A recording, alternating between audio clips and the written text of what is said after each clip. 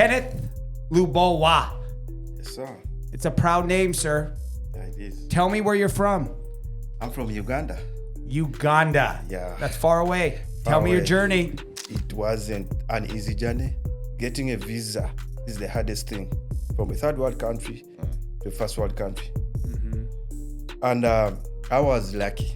Amongst the 200 people that applied that day, I was among the 5 people that got a visa to here. So, Kenneth, when I ask you, you're Catholic, but you have people before you were Catholic, and we talked about this in the car, right? Yes. And I was very much intrigued with your story, and I saw another Catholic conversion, but I was more in. What I wanted to get down to was your ancestors, because your ancestors is what led you to us. Yes, sir. Do you believe that, Chad? 100%. I love the story of faith. I love how that influences people in so many different ways, because I think it's so strong. I think just what you were saying, Shomit, as far as all the differences that people have in their religions, it all comes down to faith in the same way. Like, everybody's faith is unique and different and shared in one similar way, and it's all with heart. And I think we have those faiths based on what our families have shown to us, what we've been exposed to in our lives. And I think it's a great testament just to the 3 people here sitting here and how different our lives have been changed by having that faith in our lives, having our parents sacrifice so much for us in those ways.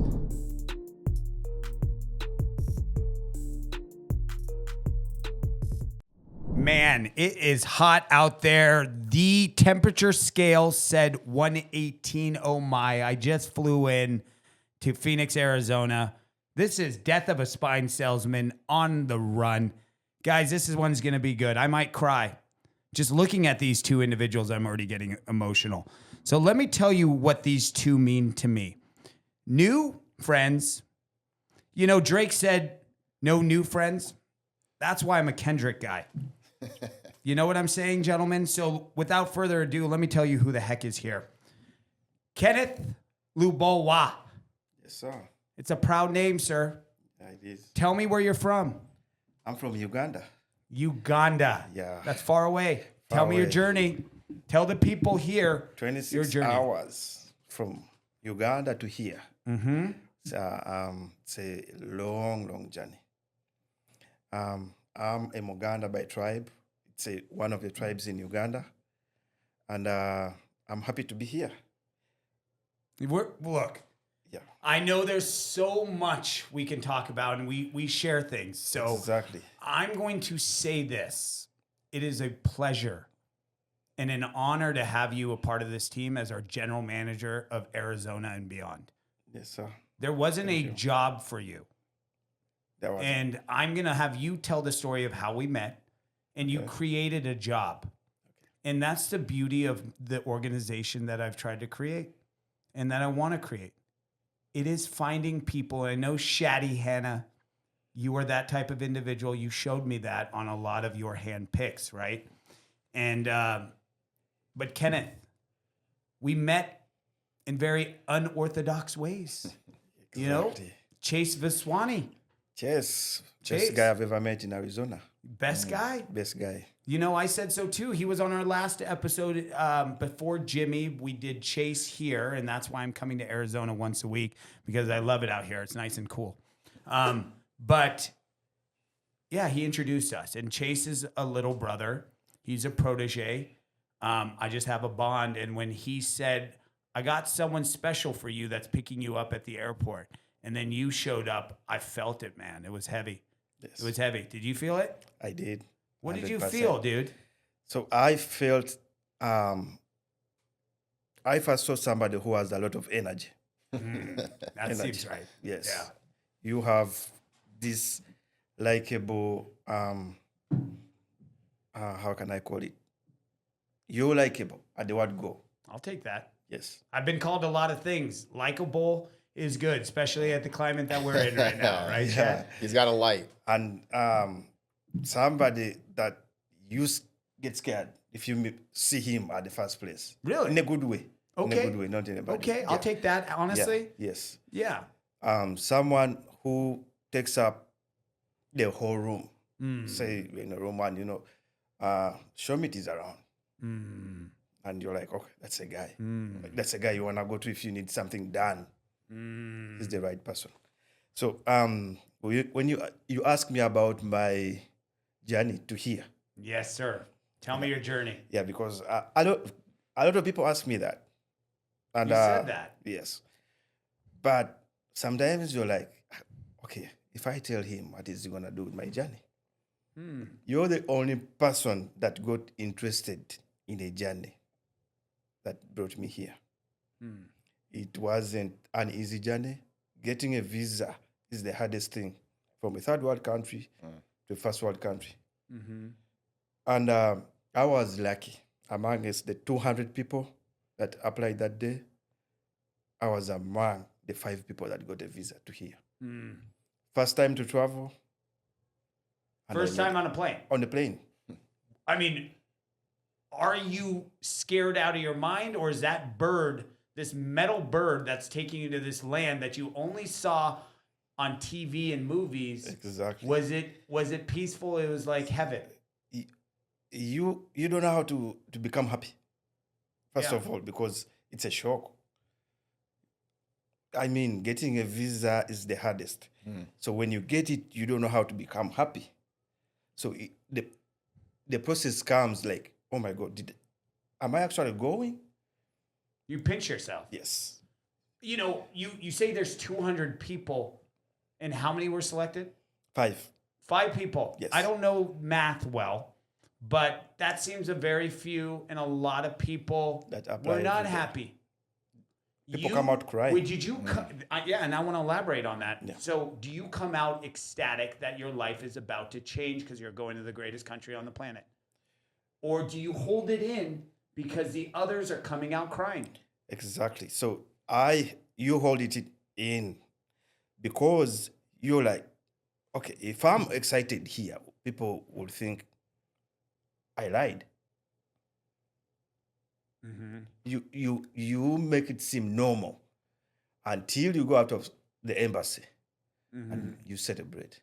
Yeah. One thing I have in me is whatever good thing I achieve, immediately I achieve it, I go to church Go to church. before I call anybody. When you say church, I mean, so you are what? Catholic. You're a Catholic. Yes. How did that happen in Uganda? Do you know? I didn't get your question. So when I say how did it happen, look, my last name is James. Okay. Shomith James.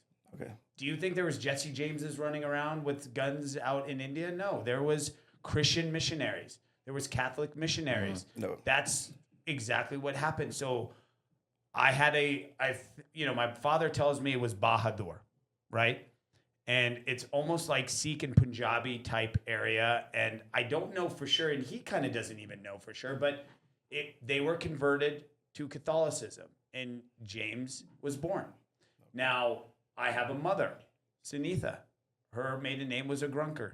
She is Hindu, right? Hence I wore Om, which all the companies are named Om, but Om again, Shadi was at the wedding. Om means family. Om means the purpose of life is a life of purpose. I'll say it till I'm blue in the face. These brown cheeks will go blue saying it. So I say all of this because I grew up in a household that had Catholic faith and then Hindu faith, right? And I go, wow, I'm a lucky one. And Jessica and I get married, and we did it in the Jewish faith, right? My best friend's Muslim. What's going on here? The world is a great place with a ton of religions, and it makes for a wonderful experience. When the wedding was happening, Chad, and I was giving that speech that I really didn't plan. I had one on the phone that I was going to give, and I just felt so much gratitude, and I was blessed, and I honestly get choked up thinking about it. I see your face. There were some good still shots of that beautiful jawline. Beautiful jawline. And I was saying especially in this climate, outside what's going on across the world. There's so many religions in here. And that's been kind of why there's been so much war, right? Yes. And I go, there's Muslims here. There's Christians. I just did a Hindu style ceremony, threw a little bit of Jewish in there. We're calling myself a Hindu. I love it. And then my cousin comes up as a pastor and delivers a great, pastor speech. Mm-hmm. And I go, wow, it's heavy. And my best friend again, Pej Vedat, is Muslim. And he prays 5 times a day, and I would watch him religiously do that. Do I think that is easy to do, that he has been doing that since I've known him at 8 years old, to pray 5 times a day religiously, even in college when we're hungover as balls, not that he drank? That's incredible restraint, and that's regimented and consistency like I can't even explain. So Kenneth, when I ask you, you're Catholic, but you have people before you were Catholic, and we talked about this in the car, right? Yes. And I was very much intrigued with your story, and I saw another Catholic conversion, but I was more in what I wanted to get down to was your ancestors, because your ancestors is what led you to us. Yes, sir. Do you believe that, Chad? 100%. I love the story of faith. I love how that influences people in so many different ways, because I think it's so strong. I think just what you were saying, Shomit, as far as all the differences that people have in their religions, it all comes down to faith in the same way. Like, everybody's faith is unique and different and shared in one similar way, and it's all with heart. And I think we have those faiths based on what our families have shown to us, what we've been exposed to in our lives. And I think it's a great testament just to the 3 people here sitting here and how different our lives have been changed by having that faith in our lives, having our parents sacrifice so much for us in those ways, and hearing a story like yours, Kenneth, in the way that under 3% of people there out of 200 people got a visa. My family in Lebanon has been trying to get a visa. My dad's brothers, sisters, aunts, uncles, cousins have been trying to get visas here for 20, 30 years, 40 years. He was the only one to get to America. He was the only one to stay in America. He was the only one that was able to build a business from himself, build a family supporting around him. And every single success was supported by faith, love, and helping his family back in Lebanon. And it's brought me to so many different relationships. One of them being Nikos Anastasios. Just an amazing, amazing energy, like much like yourself, right? Like, you have certain people that come into a room and come into your life, and they light that room and that life up together. Shomit has an amazing way of communicating with me that he understands, I'll understand. Regardless of the noise, there's always a message. Yes. And if you hear that message, you understand the passion that's behind it, and you also understand the motivation in what he's trying to get out of you. He wants the best out of you, and he wants the best for you at the same time. And it's just a little bit of listening to really understand what that is, and how you're lucky to have people like that in your life. You're lucky to have friends like that in your life that care about you so much and want that from you. If you can ignore all the other nonsense around that people have going on in their lives and really focus on that one thing that's that heart inside of them, you're going to come out a better person 100 times. 100 times. Well said, bud. And, but we are in a noisy industry, right? And so now I'm bringing this wonderful, great Ugandan man, loud and proud. He's on a work visa. And my hopes, Kenneth, it's not a hope, it will happen. I have a crystal ball. I've been telling people that. I manifest stuff. You will be a citizen. And now I can't wait to be there and watching that happen. And that is God. Yes. Not a Catholic God, maybe a tribal God, not a Hindu God, not a Muslim God, but there's God, and I believe that he shows himself to people when they need him most. So don't call him by name. Just call on him. And if you don't want to believe in him, believe in a bigger thing. Everyone needs to believe now. You know, and that's what's kind of killing me. I think I'm such an empath that if everything that's going on in this world, I'm taking it all in, and like, you know, personal, professional, like I'm having the time of my life. There's no doubt about it. Look what we're doing. Mm-hmm. I say, Shad, what do you think about going to Arizona and just shoot this, right? I want you to meet Kenneth, because Kenneth, that's your brother right there. You never had a Lebanese brother, did you? Is he good looking? Yeah, he is. What about you, Shad? I know you have Ugandan friends, but have you seen anyone wear that color pattern that looks so darn good and that smile? It's same thing. Like your smile lights up a room, man. So you're gonna be on a path. Like, so let's go back. You get on that plane. Yeah. It's you're filled with joy. I get on the plane. Getting on the plane was also hard. So my mother had to run to a few friends. No, in Uganda, money is not easy to get. Yes, had to get and sign. Women in Uganda have go to places that they can borrow money. They're like circles. They call them circles. They save money. The villages save money. Women come together in the village, save money for their small businesses. So we call them circles. Yeah, so it's kind of a microfinancing, like exactly. The but green yeah, bank. it's like around Yeah, the people I love that staying concept. around the village. You know. So she goes to a circle, borrows money, tells them why she's borrowing money, and they did give her the money. We bought the ticket, fly Emirates. I fly to Dubai. So the first time getting on the plane. Yeah, what was that like? I need to know what that like. And when that was, how old were you? I was 32. 32. So you're a man. Yes, I'm a man already. Yeah. So you can't even show that you're scared. It's like, dude, this is happening. Exactly. It's like there's no going back. Yes, but there's no going back. But also the fear of the unknown. Now the fear comes here, from here. Fly Emirates. That's hot airlines, though, dude. It's a very good. I think they have hot stewardess. Yeah, Sorry. but it doesn't travel to Uganda as much. I think once a day. In most times, they'll give you another plane, fly Dubai, to take you to Dubai, then they'll get you from there to wherever destination you're going. So Fly Dubai is a small plane. Oh, Fly Dubai, not Emirates. See, No, that was yeah, Fly Dubai is a small airline that when you're up there, the turbulence is too much. And that was is my first it propeller or is it a jet plane? Do you remember?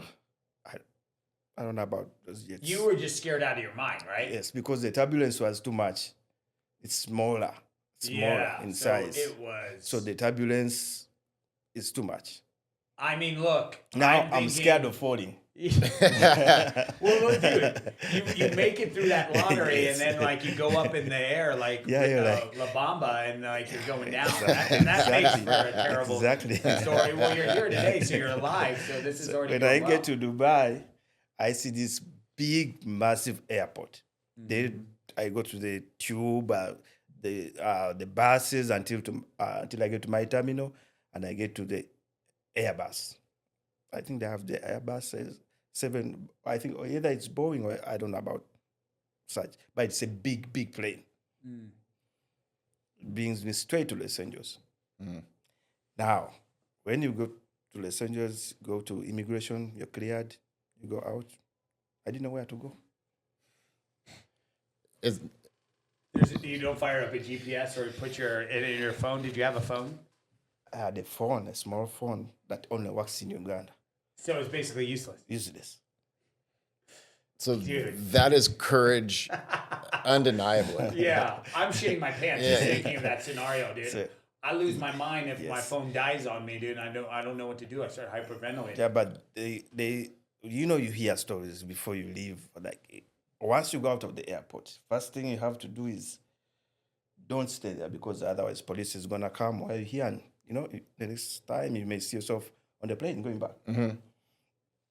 So I'm like, okay, what should I do?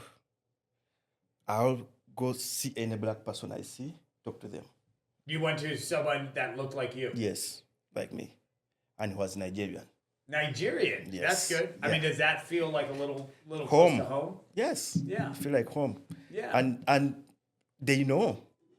Those guys are smart. They know. When they see you, they can Well, tell. they can see themselves in you, right? Yeah, they can tell, and they call, brother, what do you need? Are you stuck? You're like, yes. Where from? Uganda. Okay, I know a Ugandan community. That's what. Find your community. Yeah, but it's a community. For example, you can know there's a community here, but you don't know addresses. And the guy's like, okay, we go to the valley because most of the Ugandans are in the valley, and we wait. This is a Uber guy who's making money. I don't have an Uber app that I called him, nothing. Did you have Uber in Uganda at that time? I mean, they were out and about. No. We have, they're called, Uganda mostly uses bikes. Yeah. You have seen those in Much India. like India. Yes, Yeah. bikes. Those are the common transport around town. Then he drove me up to the valley. I don't know if you guys are familiar with the valley. It's called Van Nuys. Yeah. Yeah. Yeah. I mean, Chad's from Yeah. that area. Yeah, Van Nuys. And he's like, there is on this, I know he knows the building where most of the Ugandans rent, but he doesn't know the addresses. Yeah. So it's like, we will wait here until somebody comes. Dude, okay, so Shad, when I first met him, right? I mean, he's going in depth, but you gave me the cliff notes of the whole thing, and my major takeaways and why this guy fell in love with him, and I knew it was my duty to. It was my duty not to just help you, because you are helping me. Yes. Whether you like it or not, you are attached to me. You are a protector. I need it more so than ever. So, You have a background in mental health. We haven't even talked about that. People are thinking I'm crazy now. Am I so clear in my head that I see an individual like this and I go, I need this gentleman? So call me crazy, but I need this gentleman. What do you think? Here's the universe providing. Here's the universe providing. Simply put, well put, it's the universe providing, and we could, it's not take, it's reciprocate. Like in our industry has been, take, and they constantly take from me. And I ask for reciprocation in the sense of paying it forward. Be a good person. Do more good than harm. So I'm going to do more good, even though my messaging looks harsh. Why is it so harsh? Because I'm saying I can only make room for the good. So all the bad, stay away. I'm telling you guys, I'm yelling at you. People are saying, Showman, you're yelling at everyone. Yes. Because people get scared when you yell. Trust me. My dad yelled at me constantly. He had a way of yelling. You look at that nice man, the silver fox, but he had, these teeth that were yellow, and he would do this maneuver, and I would know this guy means business. And he put me in his place. And so when Kenneth, I'm in his car. Thank you, Chase. He picks me up, and he's essentially my driver for that whole trip. And I was going through so many emotions of greatness, right? I come here, Chase and I do our podcast together. We reminisce about our similarities, and it was really good. And then I get to see one of my best friends, Maziar Kalani. And, he talks about certain things that we've been working on since day one when he was a third-year resident in Stanford, and what he's accomplishing now and where we're going. And I say we, right? Groomsmen my wedding, Maz. Yep. There's no one better on this planet. The Now- joy. Yeah, Go go ahead. ahead. I was just gonna say the joy that I saw in your eyes and also in Mozzie's eyes Yeah. when you had that dance with your mom Yeah. was moving. Yeah. I picked up my phone, I texted him, and I said, "You made this happen." Yeah. I know there was a joint team. Yourself, Mozzie, deliberated over this for hours and hours, days and weeks about the care for your mom. To see her stand up and the pride and joy that she had that whole day, and she didn't have to say a word. The story was in her eyes. The story was in your eyes, the way you guys were looking at each other. And to see Mozzie's work make that happen was a touching moment. Mm-hmm. And I think that once again, that's a tribute to the time and effort you've put into this industry, the time and effort you've put into building these great relationships with these amazing people, not knowing that this was going to come down and change and be needed for your own mom. But here you are. Mm. No, that's. I mean, I'm glad you got. You got that, but what if I told you that's not correct? Sure. Yeah, okay. I mean, look, yeah, that's not correct. There's a lot of truth to what you said, but let me give you the real story. My mother suffers a fracture back. How does she fracture her back at 23? Now, I will try to get through this without breaking down. Okay. I will.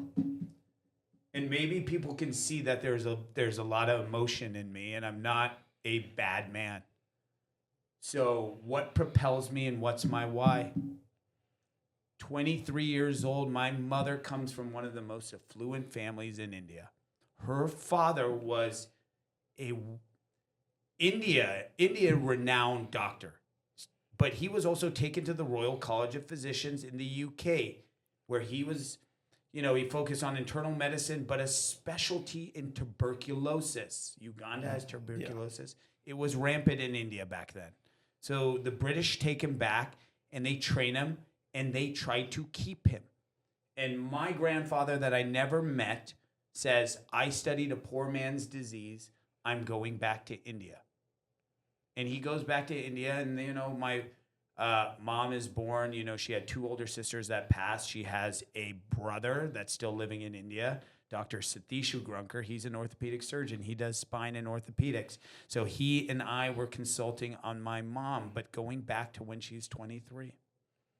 23 years old, she gets into an arranged marriage with a man.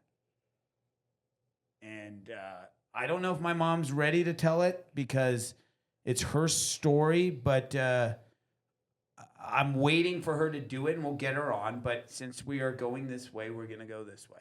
I was not preparing for this, but now we are here. So 23 years old, she gets married to a man that comes from another affluent family. Arranged marriage. You guys have that in Uganda? Yes. Arranged marriage, right? So she then marries this guy, and this guy takes her to the U.S., and she goes to Chicago. The first thing this gentleman does is strips her of all her gold and jewelry, and she had a lot of it. And this is the time you can't pick up a phone. Mm. She suffered atrocities by this man. So much so that she couldn't bring shame to her family. So what does my mother do? She's on the fourth story. She goes out. She doesn't want to bring shame to her family, so she jumps. This is how I find out, and the wilder part is how I found this out. She jumps, but how did she survive? She fell so perfectly that the only thing that happened was she fractured her back. Now, people saw those films. No one wanted to touch her. No one wanted to touch her. Now, I find this out, this whole story at 22 years old. I just graduated college. I thought my mom slipped in the shower. Mind you, she's only taken ibuprofen. And not even, she got 800 milligrams, but she would eat a little chunk of it. So she has lived with so much pain. If you saw her coronal off balance, like you would know that that's significant. What about the fact that axial load on L2 shattered and put her in a kyphotic state. So, I mean, look at her films, dude. It's crazy, right? So spine had to happen. I'm not going to be a doctor, dude. I'm too crazy. But I devoted myself to this industry without me even knowing it because of my mother. And God made it that way. She survived that fall. And then luckily, she's able to go into a hospital in a back brace. And the police came and she was able to flee that man. Now, again, I find this out at 22 years old. How do I find out? It's God. You know, because at that moment, we were going for a passport, my mother and I. And we're in the San Jose passport office, and we are renewing it. We're going to India. And the passport lady, God bless her, she was an angel. She's asking the questions to my mother. Have you been married before? And my mother goes, yes. And I go, what the F? And I'm freaking out, and I can see my mom go red and start to kind of panic a little bit because now her boy at 22 years old is going to find out the truth, that she was lying the whole time, that it wasn't a fall in the shower. She hid this from me because she knew my brother and I would be on a plane because the guy's still alive, and we would do what we do because we're Jameses and we're big freaking Indians and we are hotheads. I get it. But we take care of our family. So that passport lady grabs my mother's hand and says, it's okay, honey. It's okay. And so as we get through that, we go into her car. And I'm freaking out because what do I ask? Is dad my dad? That's where I went with that. I don't understand what that had to do with it. And like, you know, the story of her wanting to commit suicide. So it's heavy